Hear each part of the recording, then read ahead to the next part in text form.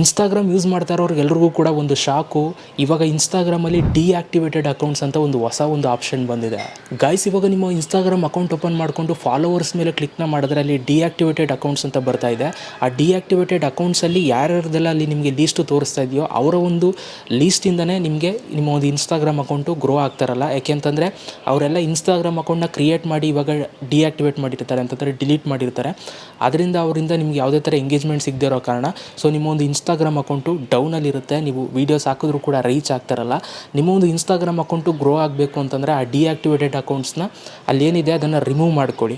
Okay, so ನಿಮ್ಗೇನಾದರೂ followers ಜಾಸ್ತಿ ಇದ್ದರೆ ಮಾತ್ರ ರಿಮೂವ್ ಮಾಡಿ. ಫಾಲೋವರ್ಸ್ ಕಮ್ಮಿ ಇದ್ದರೆ ಇರೋ ಫಾಲೋವರ್ಸು ಕೂಡ ಹೊಂಟೋಗ್ತಾರೆ, ಆಮೇಲೆ ತುಂಬ ಬೇಜಾರಾಗುತ್ತೆ.